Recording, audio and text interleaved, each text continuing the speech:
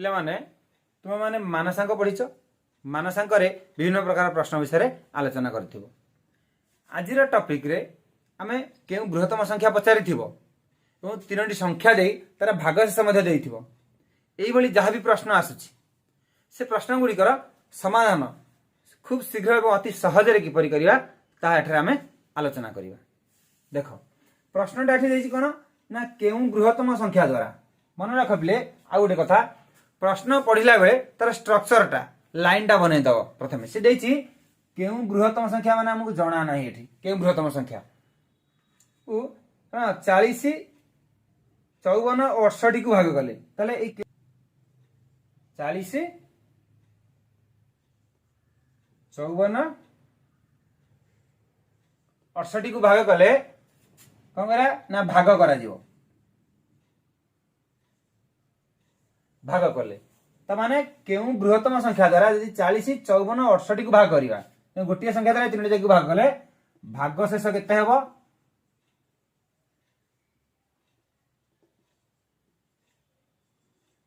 1 2 3 हेबो। तले मन रख प्रश्नटी जे केउ बृहत्तम संख्या द्वारा 40 54 और 68 को भाग कले भाग शेष 1 2 3 हेबो। तबे एई भली जहाँ भी प्रश्न आसुची हम ताको अति सहज रे समाधान करि पारिबा। प्रोसेस कोन देख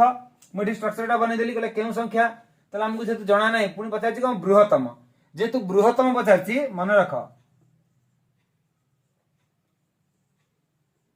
बृहत्तम संख्या द्वारा भाग पचारले आमे कोन बाहर करिया ना ग सा गु। देख बृहत्तम देइछ माने ग सा गु बाहर करिवा किंतु ता पूर्वरु कोन करिवा ना एठी भाग शेष मध्य देइछि बृहत्तम पचारिले ग सा गु बाहर करिया पुनी एठी भाग शेष देइछि जदि भाग शेष न देइथांता ताले कोन करिया या परवर्ती टॉपिक रे कहिबी किंतु बर्तमान जेतु एठी ग सा गु देइछि ताले आमे कोन करिवा ना प्रथमे देख प्रथम 1 द्वितीय रे 2 तृतीय रे 3 तबे भाग करिया पई जो संख्या देछि प्रथम संख्या रु प्रथम भाग शेष को फेडिबा 40 फेडाणा 1 इक्वल टू 39 द्वितीय टाकू द्वितीय भाग शेष को द्वितीय धरि फेडिबा 54 फेडाणा 2 इक्वल टू 52 तृतीय भाग भाज्य को तृतीय भाग से फेडिबा 68 फेडाणा 3 65 प्रोसेस मन रहला कोन एठी पचारछि कोन ना केउ बृहत्तम संख्या द्वारा भाग करिवा शेषरे पुनी भाग शेष मध्ये देई देइछि एठी भाग शेष पचारिनी भाग शेष देइछि ताले ग सब तो निर्णय करे जाइले तेनु प्रथम संख्या रु प्रथम भाग शेष फेडिबा द्वितीय संख्या रु द्वितीय भाग शेष फेडिबा तृतीय संख्या रु तृतीय भाग शेष वियोग करिया वियोग कला पर जहा संख्या बळका रहला कोन रहला 39 52 एवं 65 ए तीनोटी जाक संख्यार आमे कोन करिया ना ग सा बाहर करिया ए तीनोटी संख्या आमे ग सा बाहर करिया